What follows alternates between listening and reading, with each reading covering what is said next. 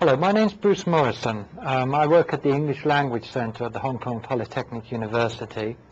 And I'd like to overview a paper that was published earlier this year in System. The title was The Role of the Self-Access Centre in the Tertiary Language Learning Process. In this overview, I'm just going to pick up on some of the main points in the paper. The paper was divided in three main parts.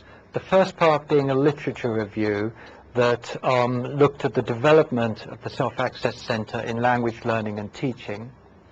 The second part introduced the study upon which the findings were based. And the third looked at those findings which focused on the role of the Self-Access Centre in the language learning process in a university context.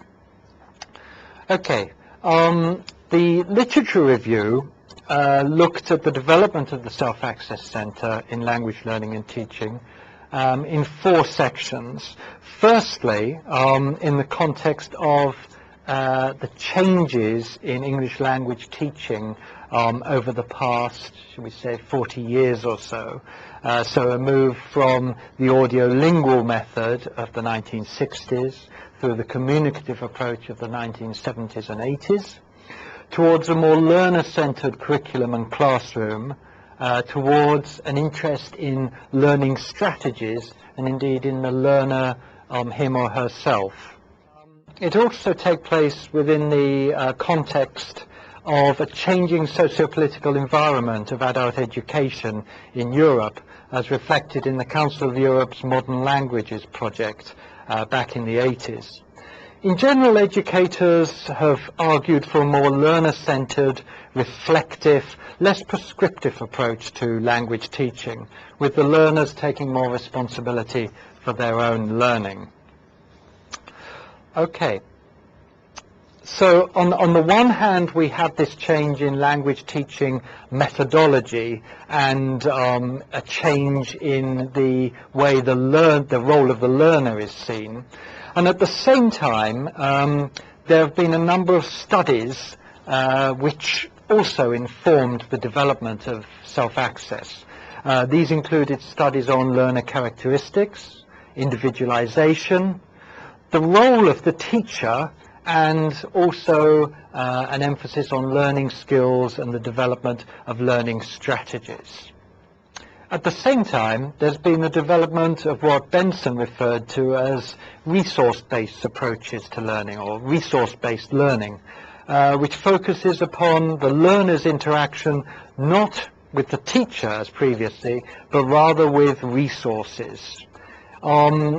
This obviously has been paralleled by the development in technology from the early days of the language laboratories through things like portable cassette players, through to the personal computer, etc. And so resource-based learning has provided another part of the context. And this in turn, in part, led to the development of what we refer to as self-access. The history of self-access can be viewed in two different ways, either as evolving from a resource-based approach to learning, a sort of technological route, or as a product of the wider developments that were taking place in language learning in the 1960s and 1970s, such as I very briefly alluded to earlier. The evidence suggests that it probably has its roots in both of these.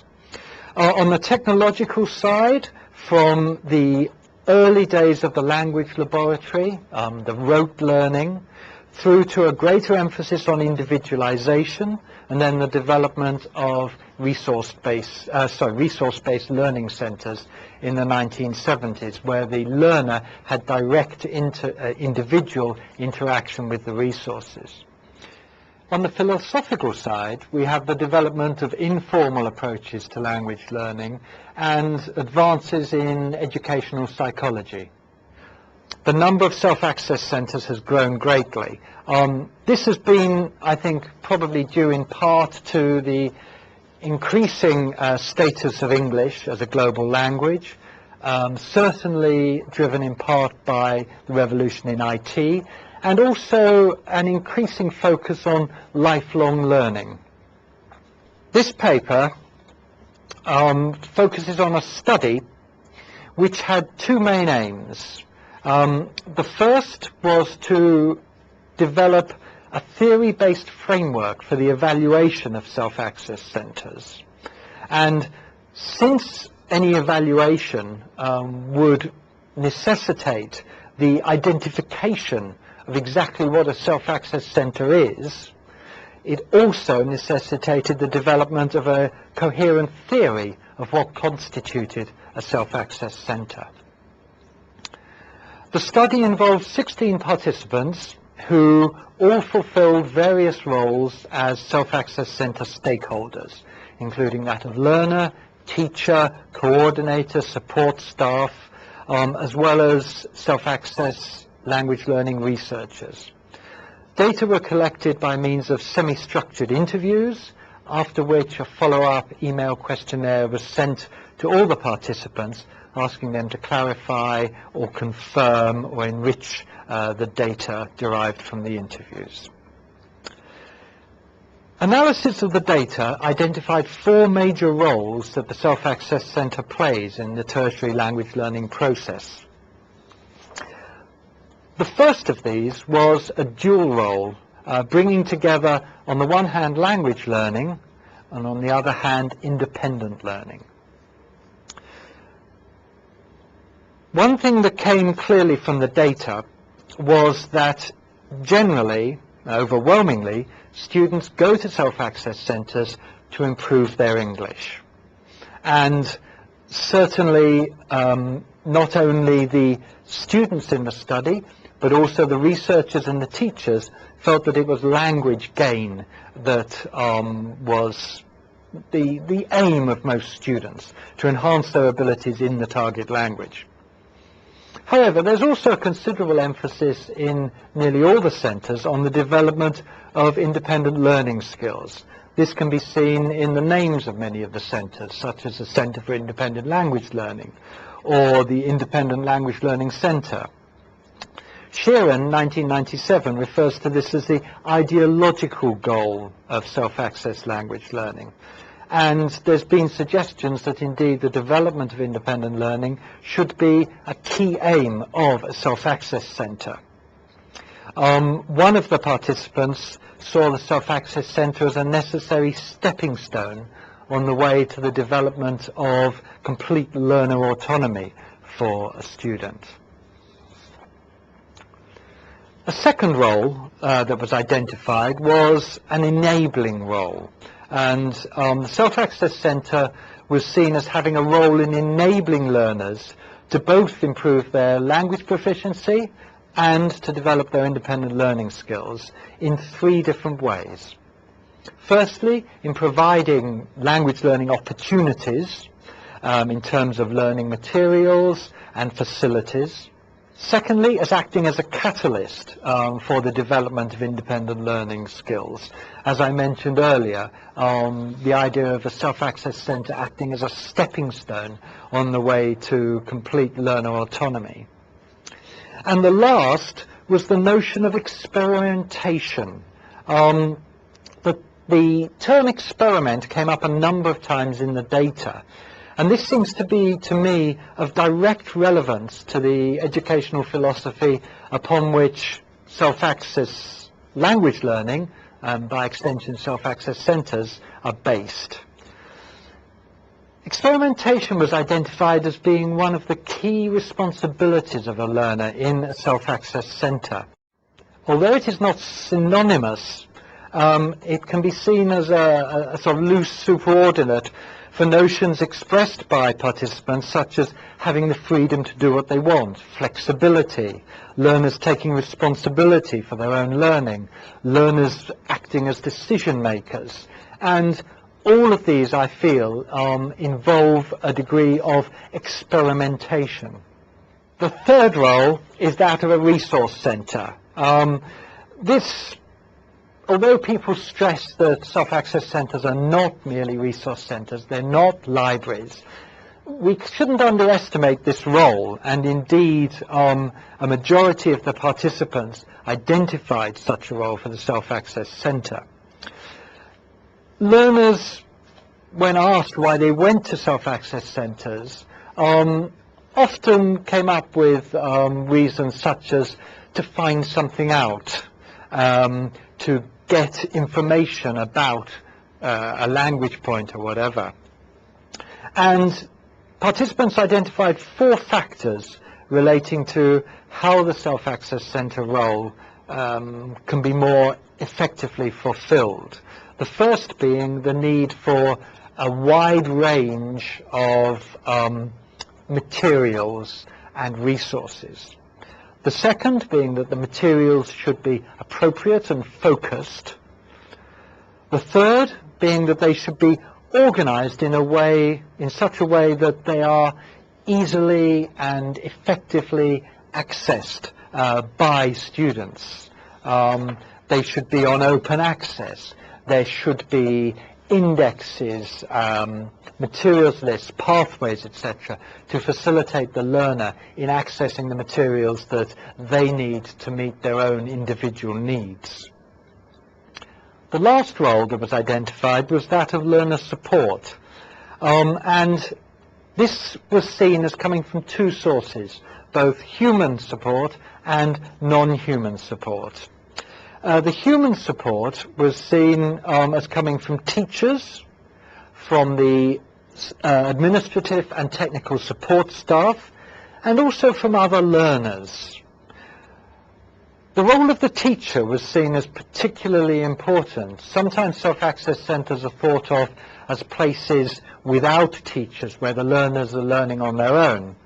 However, the data identified teacher roles, including that of facilitator, information source, guide, as well as somebody who provided feedback for learners.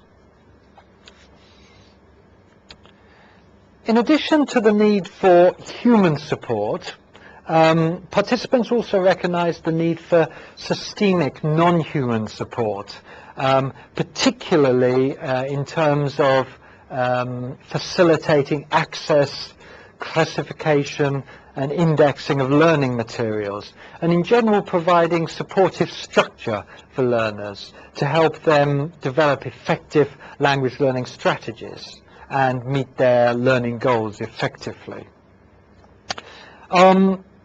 Indeed, one of the participants suggested that in developing a self-access centre, the developers would be well served by looking at the systems set up in libraries. Okay. Finally, I'd just like to very briefly highlight some of the constraints that were identified on the role of the Self-Access Centre in the learning process. The first was to do with the profile of the learners, and in particular the concept of learner needs and the need to identify learner needs. An accepted tenet of most self-access centres is that learners need to identify their needs first. However, a number of stakeholders identified 2 problems there. Firstly, the difficulty that learners have effectively identifying their needs, and secondly, the fact that self-access centre coordinators and teachers can hardly be expected to know the needs of individual students, because unlike in the classroom, when you're dealing with probably a fairly homogeneous group of students with fairly homogeneous needs in terms of that subject, each individual student in a self-access centre has different individual needs. And so the identification of learning needs was seen as one important constraint.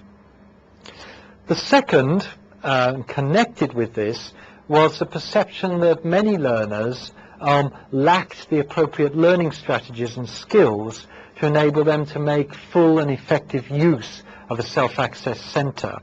One learner talked about wasting time trying to find the book that they wanted. And one teacher identified a problem in this regard, in that in the Self-Access Centre, to a great extent, we are expecting learners to take on a role that was previously taken on by a teacher who had had perhaps years of training in how to fulfill that role effectively. A third constraint was related to the materials in the Self-Access Centre. Firstly, the materials themselves, which in many cases tend to be published materials and may not actually be designed for students to be able to easily access themselves, but rather designed for classroom use. Secondly, the problem of how the materials are accessed by learners, and the need, as I mentioned before, for easy, clear and efficient ways that learners can access the materials. The last constraint is primarily at an institutional level, and that's the learning environment itself.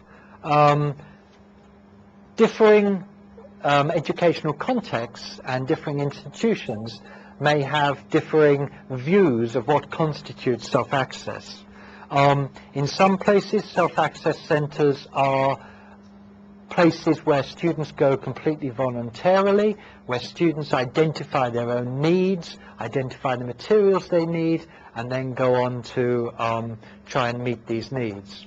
In other places, however, there's a much more controlled notion of self-access, where students are actually told what they should do, are assessed on it, etc. And so obviously these different views of self-access will affect the learning environment and in turn affect the way that the Self-Access Centre operates.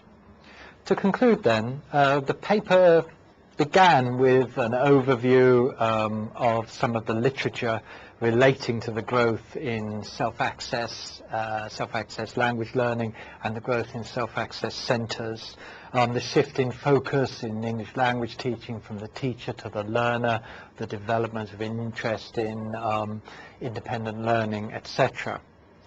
The paper itself identified four main roles for the Self-Access Centre, the first being the dual role of bringing together language learning and independent learning. The second, an enabling role, the Self-Access Centre enabling the learner to undertake independent learning. Thirdly, the role of the Self-Access Centre as a resource centre. And finally, in its role as a way of supporting the learner. And lastly, I identified a number of constraints on the role of the Self-Access Centre, and these included the learner themselves, the materials that are in a Self-Access Centre, and the learning environment.